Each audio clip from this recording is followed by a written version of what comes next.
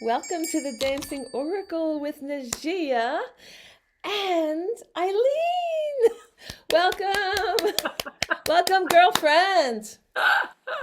I'm a psychic. Hello. Uh, so, if you're not familiar to my channel, if you're new to my channel, I'm a psychic medium and I do a lot of oracle and tarot card readings.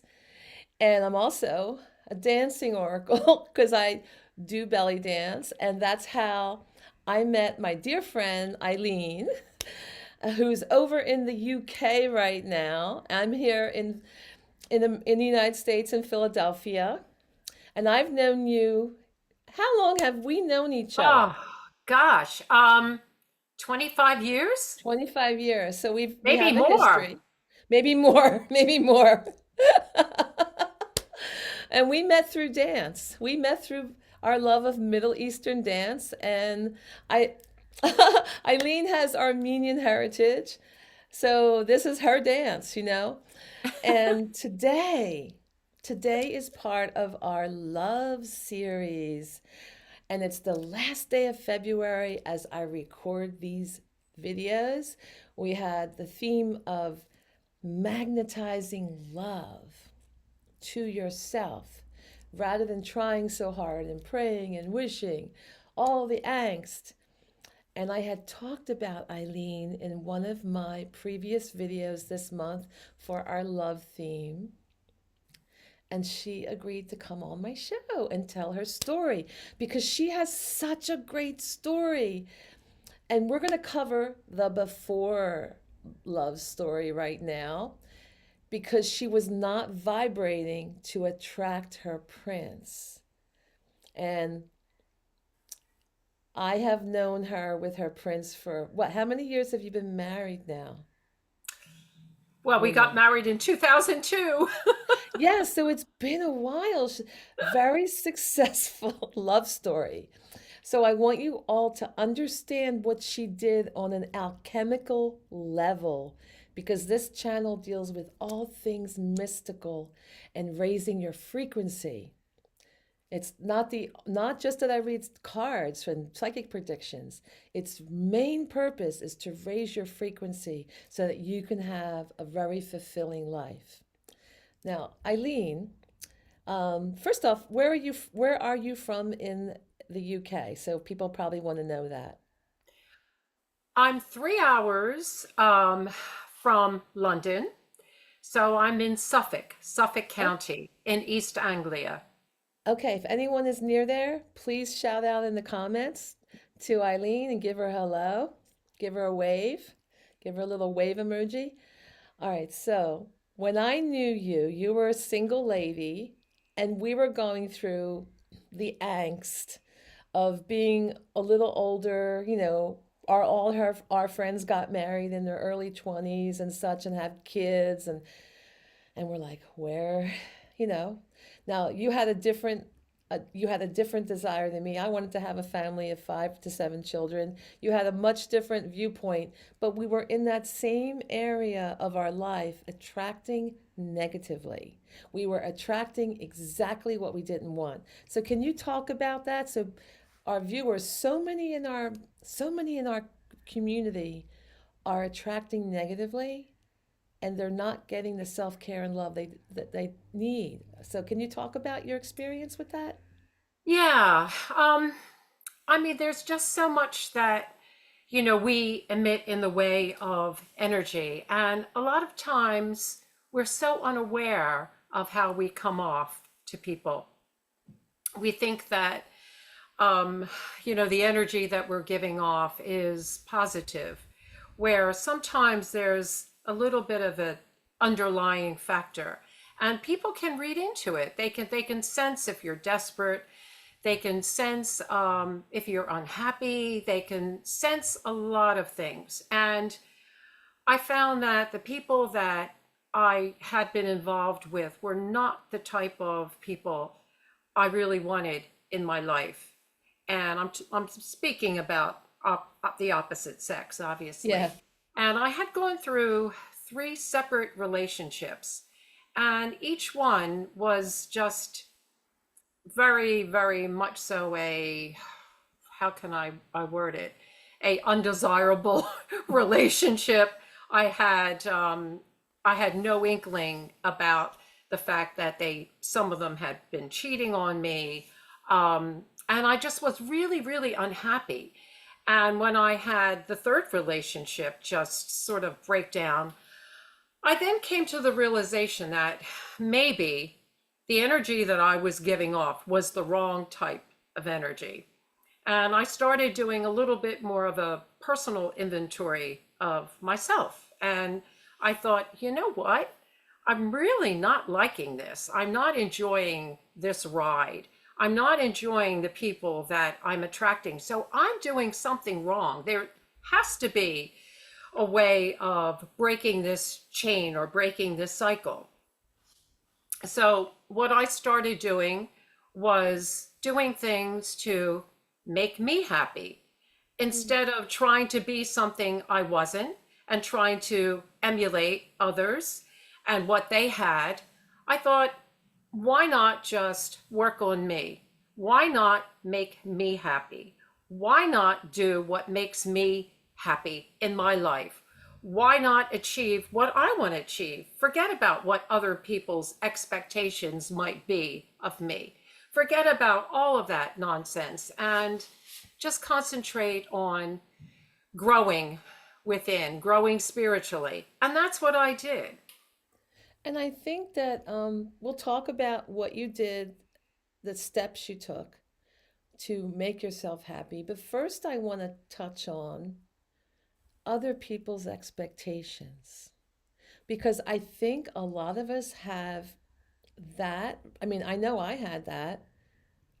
I wasn't, people are like, why are you still single? I'm like, I still have to figure out my life, and like, I really like men, let me just tell you. But there was like some of my family's like, I think your godmother might likely, like kind of making it not easy for me. My family was open-minded, and I'm just like, Mom, I'm not wired that way.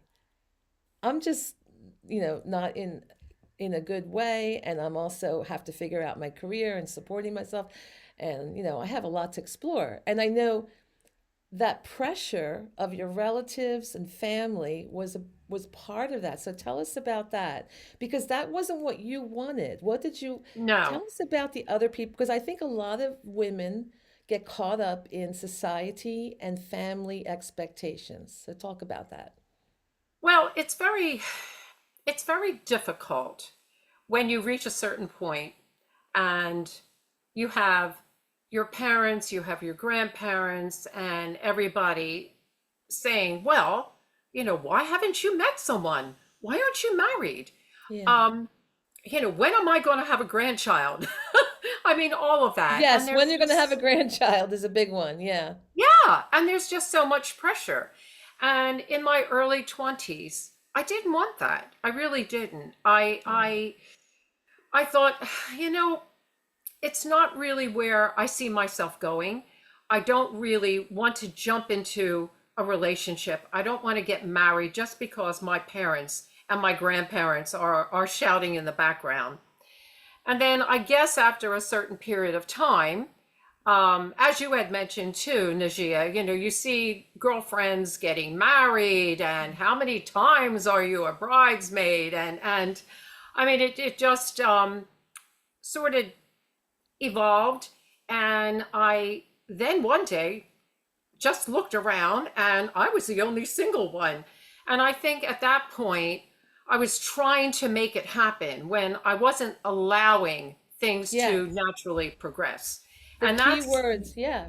yeah, well, I mean, and again, these are things that we just don't realize. We just go through life, we go through the motions. You have all the pressures, you have expectations, and I think again the turning point was when all of my friends were married and then they started having children. I realized, oh my gosh, did I miss the boat? What's going on here? And I Yeah. think at that point, we do have a tendency of getting feelings of desperation. You start doubting yourself. You start thinking, am I a freak? Is there something that I haven't been doing right? what is it? Was it not meant to be? And you start questioning things and start looking at things from a little bit more of a negative angle, Yeah, I and let's should talk say. about because it's the purpose of my channel is, when you're caught in that web of, and this is where I see a lot of my community members caught in, I see in your comments, you're caught in a web of desperateness. A lot of the ladies who are in the comments and those who've consulted me for psychic readings through my YouTube channel, you are caught in such a web of desperateness and vulnerability, negativity, getting breadcrumbs just to fit some kind of mold of what you're supposed to be, rather than thinking about your value and what's really important to you. Exactly. Exactly. I And you think will, you, yeah, and you'll get, and the thing is, I want to just say one thing, I'm sorry to interrupt, but I wanted everyone to be clear because Eileen is really was aware of this at the time in your 40s, I think, right? She was, this was going on until her mid 40s. And I know she looks a lot younger. She lives a healthy vegetarianish, sometimes pescatarian life. She's, by the way, an amazing dancer and Zumba instructor. So she's very fit and healthy. And so, anyway, just side note, I digress because I couldn't help. She is a beauty. And so when you're giving out those vibes, you are attracting exactly what you are giving out, not what you're wishing for. You're attracting what you're giving out. So Eileen rewrote the script of what she was going to vibrate out there. So tell us now some of the things you did to nurture yourself and care for yourself and love yourself. I think what you had said before about value and valuing yourself and respecting yourself and being true to yourself, being authentic. Um, that's pretty much so where I'm at now. And that was the turning point in my life when I did take inventory. And for 6 years, I didn't date anyone. I just thought, I've had enough. I'm done. I'm done. I'm done because the energy apparently that I was giving off was not the energy that I wanted. And I had to do something. And I just figured what I'm going to do is concentrate once again on doing things that make me happy. So I started traveling. I started going to spas. I started indulging. I started spending a lot more time with friends. I got rid of a lot of negativity in my life in the way of people that did not make me happy. And I thought, why am I wasting my energy on this particular person? This Yeah, be person is, well, I toxic. was just doing a major purge. Good. Very good. You can't attract the positive vibes, high vibe frequency people unless you purge the toxicity from your life. And that's what I did. And it actually did work. It Um, did. I mean, because, you always hear about things happening when you least expect it. But actually, it happens when you are strong and when you are true to yourself and when you have evolved to a certain point. And once again, it's all about energy. It's all about what you give off and what people receive. So, And I it's mean, not just, oh, we're going to talk about your prince in part two. But I just want to say that it's not just what people perceive, because you're also interacting with people and you don't realize the energy, the psychic energy you're giving out. But you're also giving that out to the universe, to your angels and guides who can't help you unless you clear the toxicity and start valuing yourself, they can't give you unless you're able to receive. Exactly. Exactly. And, part of that process was at that time, I really put myself in my job as far as really making whatever I did count. At the time, I was working for a company where I was an account executive. I had a beautiful territory. We had lovely sales incentives, and I just poured myself into my job. I every quarter made my bonus. And that's when I started feeling really, really good about my accomplishments. And I thought, you know what? I'm really good at this and I'm really enjoying it. I mean, it was hard work, but the ride was actually very gratifying. And little by little, I started, I guess, putting a little bit more value in myself. And all these little things, all of these accomplishments really, really showed.